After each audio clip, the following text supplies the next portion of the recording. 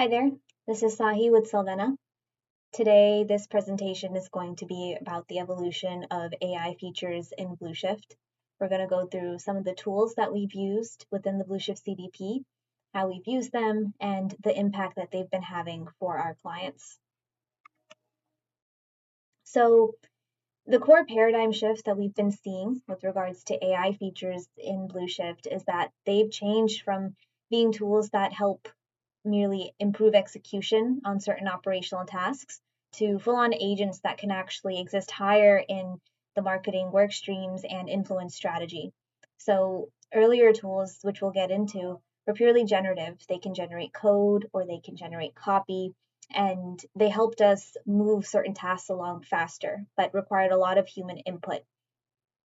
Now there's agents within Blueshift that can do high-level orchestration. They can do a lot of these operational tasks on their own, so creating campaigns or segments, but they also constantly run analysis on customer and campaign data, and they're able to identify opportunities for you and suggest how you can action on those opportunities. So the thesis here is that AI has shifted from saving minutes on tasks to unlocking strategic opportunities for the clients. This is a non-exhaustive list or view of AI tools and features in Blueshift. It's kind of like a timeline. You can read it left to right, and you can see how AI tools have changed from being generative to being able to actually influence strategy and suggest opportunities. So we'll go through the subject line generator and the shared asset coder, which generate copy and HTML code respectively.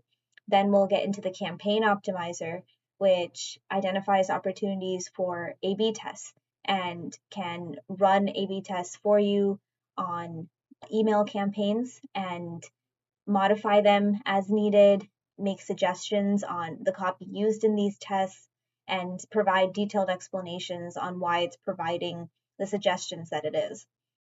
Most recently, Blueshift created Launchpad, which is an agent that can analyze performance and recommend strategy, while also doing a number of these operational tasks, such as building segments or doing an ad hoc analysis on a particular campaign. So we'll briefly get into all of these tools, but again, there's quite a few in between as well. But these are the ones that really demonstrate how AI has evolved within this CDP, and they're also the ones that we have used the most at our clients.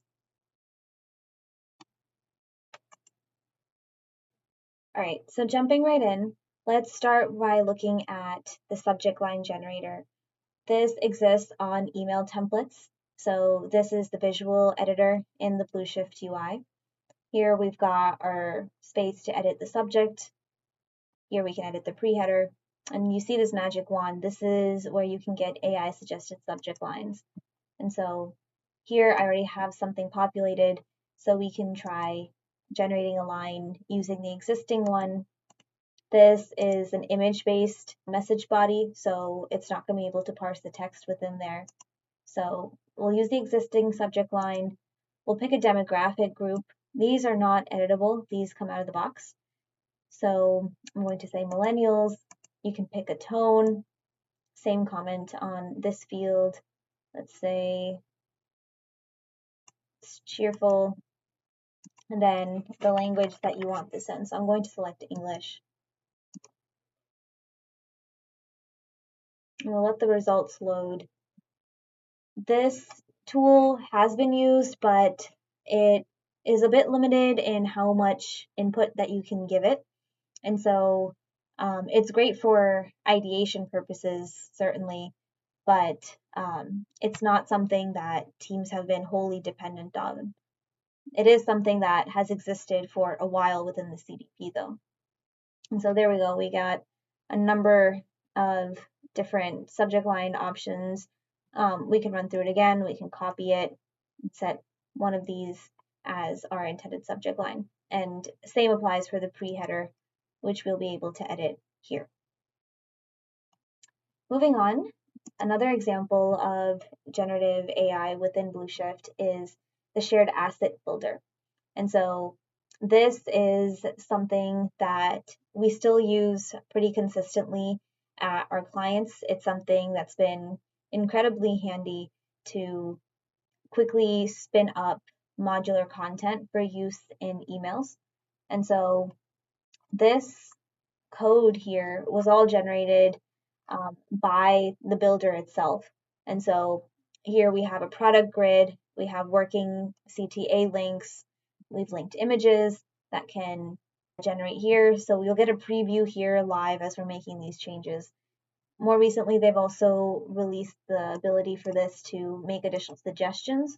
So we can say personalized content and look for suggestions on how we'd be able to do that here. Otherwise, I can ask it all kinds of things, change the structure of this, ensure it appears a certain way on mobile versus desktop. So this has been a really effective and handy tool for building our email campaigns, specifically reusable assets within them. So there we go, this loaded. And you can see that it's suggesting that we can replace the hard-coded product images with dynamic data from Blueshift's recommendation schemas. And so it's given a number of ways that this code can be edited to do just that, as well as a final summary of changes and additional notes. Let's ask it, instead of hitting apply changes, let's try asking it something else. So this can be a simple one, change the CTA buttons to blue. And I'm not specifying what kind of blue, but that's obviously extremely customizable here. So this was quicker to generate a solution. Apply changes.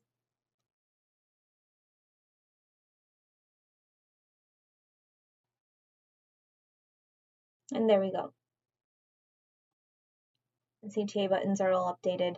This is a simple request that I made, but we've definitely seen it be able to do a lot more complex tasks here. All right, next up, let's talk through the campaign optimizer. And so this is an agent that can identify opportunities and automatically run A/B tests on email, subject line, and pre-header copy. So this is a test that is currently running, but the way the process would work is this agent identifies opportunities for A/B tests. Once we select an opportunity, we can set up the test by selecting a test variant for the copy. So there's a number of ideas that it generates on the content generation tab, or we can provide our own. We can tweak the suggestions that it provides. There's details and insights that show up as the test is running on the analysis tab with context on the current campaign, how it ranks based on these frameworks around content and priority, and basically the justifications for why this test is worth running and why a certain piece of copy that we're using to test out is the correct decision, at least for this variant of the test. Once we select what goal metric we want, so that can be something like conversions, it can be a particular engagement metric, we'll get the test running, and as it runs, it generates an activity log all on its own. So it'll allocate customers in the split that we set and keep checking if the lift, if there is one, is statistically significant or not. And so this can kind of keep going on its own. What it will do after a point, if results are not significant, is it will ask for your input again and ask if you want to try out a different test variant. And so up until that point, this just is not something that necessarily needs human monitoring. Insights and the results are constantly being generated here, so someone can come in and check on this at any time. And then finally, we can look at its performance and look at the goal metrics that we've set and assess whether we need to continue this test, change the variant we're looking at, start looking at similar campaigns, potentially across a different product line or market, and see if we want to do the same thing. And so we're really moving towards AI that helps with actual strategy and executing on some of the operational tasks involved in setting up a test, rather than something purely generative like we saw with the subject line and the shared asset generators. I moved on to Launchpad now, which is the latest of Blueshift's AI features. When you open it up, you'll land here on this page where you can see Launchpad and Compass. Compass being the part of this feature that recommends opportunities weekly. So it's generating these insights every week based on your customer and campaign data. Once you click into one of these boxes, it'll give you the reasons why it recommends a certain action plan, why it identified that insight, and then it can launch Launchpad for you. And so I've done that here on another tab. This populates on its own and asks Launchpad to summarize this proposal and how it would execute. And so it provides a ton of detail on the business case and then the actual hypothesis, what change we're making, impact, resources required, and so on.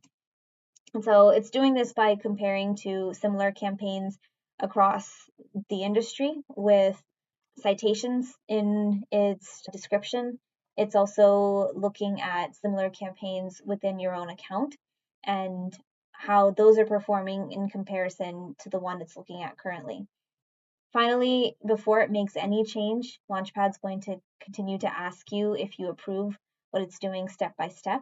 And so that prevents or reduces something called context rot, which is the situation where these agents' answers get a little bit worse as your context window gets larger or the longer that you talk with it.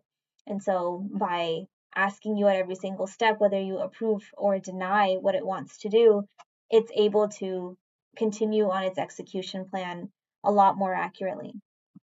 I'm not going to execute on this currently, but another use case that I wanted to share is a purely operational one.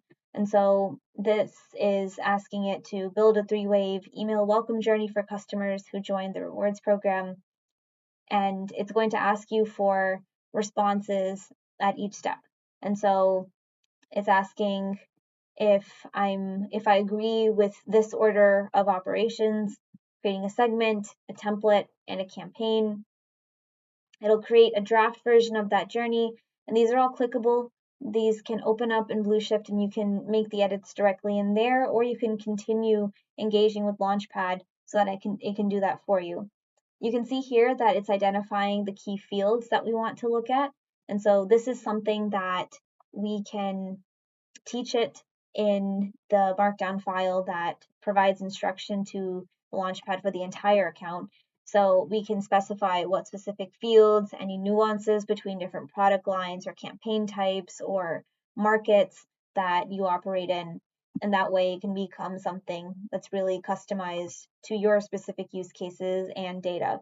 And so this is learning how this client particularly operates and builds its campaigns. Here I've also asked it to justify why it suggested the copy that it did, and that's what it's doing here for each of the waves within this campaign. And so it was able to create the campaign, the segment, the copy, the template. All of these are items that would take a digital marketing specialist or analyst some time to build separately all on their own. And so with the Launchpad, at least the draft versions of these, they can be knocked out pretty quickly, provided the right instruction. And so we are working on the beta version of this tool and continuing to test it and identify good opportunities for where it'll fit into the workflow, be it within strategy or within execution. So to close out, what we're seeing across brands is a fundamental shift in how marketing teams operate.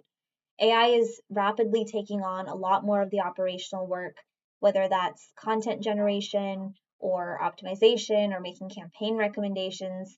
But at the same time, the need for human judgment hasn't gone away. If anything, it's become far more crucial so that humans are there to inject things like a brand voice, ensure compliance, and ensure the correct business context is given to these AI tools so that they're generating content and executing on things that actually make sense for your particular business. So the shift isn't about replacing these teams, but about refocusing them.